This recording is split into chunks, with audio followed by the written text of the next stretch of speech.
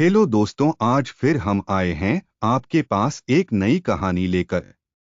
दोस्तों, कल विवाह पंचमी है। कौन कौन इस पर्व को मानता है, कमेंट में बताइए। विवाह पंचमी का त्योहार हर साल मार्गशीर्ष माह शुक्ल पक्ष की पंचमी तिथि को मनाया जाता है। यह पर्व मुख्य रूप से उत्तर भारत में बड़े ही हर्षोल्लास के साथ मनाया जाता है।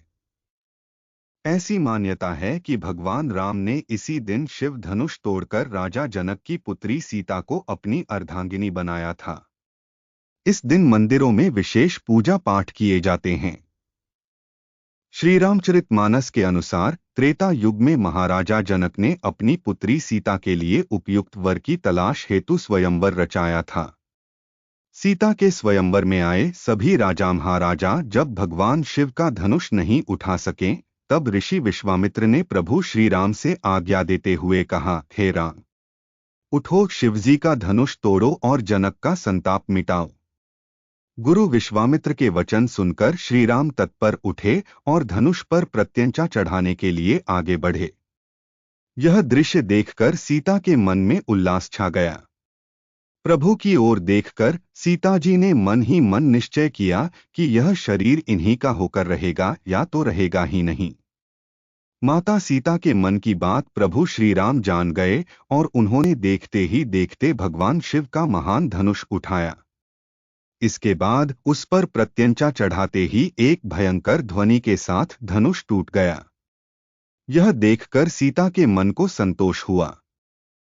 फिर सीता श्री राम के निकट आईं। सखियों के बीच में जानकी आईं। तब एक सखी ने सीता से जयमाला पहनाने को कहा।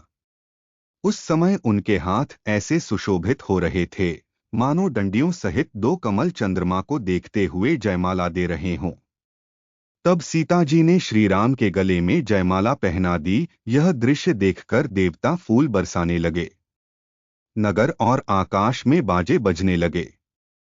श्री राम सीता की जोड़ी इस प्रकार सुशोभित हो रही थी मानो सुंदरता और श्रृंगार रस एकत्र हो गए हो। पृथ्वी, पाताल और स्वर्ग में यश फैल गया कि श्री राम ने धनुष तोड़ दिया और सीता जी का वरण कर लिया। इसी के मद्देनजर प्रतिवर्ष अगहन मास की शुक्ल पंचमी को प्रमुख राम मंदिरों में विशेष उत्सव मनाया जाता है।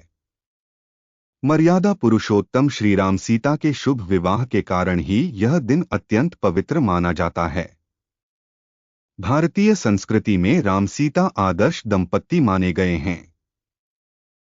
जिस प्रकार प्रभु श्री राम ने सदा मर्यादा पालन करके पुरुषोत्तम का पद पाया, उसी तरह माता सीता ने सारे संसार के समक्ष पतिव्रता स्त्री होने का सर्वोपरि उदाहरण प्रस्तुत किया। इस पावन दिन सभी को राम सीता की आराधना करते हुए अपने सुखी दाम्पत्य जीवन के लिए प्रभु से आशीर्वाद प्राप्त करना चाहिए।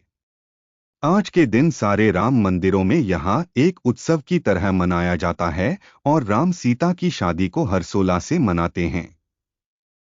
और जिन जिनके भी परिवार में दाम्पत्य सुख नहीं है या संतान सुख नहीं है, उन्हें इस दिन इस त्योहार को अपने घर में करना चाहिए और राम सीता का पूजन करके व्रत करना चाहिए, तो उनकी सारी मनोकामनाएं पूरी होती है। इस तरह की कहानी सुनाने के लिए हमारे चैनल को सब्सक्राइब कीजिए और बेल आइकन को प्रेस कीजिए ताकि हम आप तक आने वाले उत्सव की कहानी ला सके।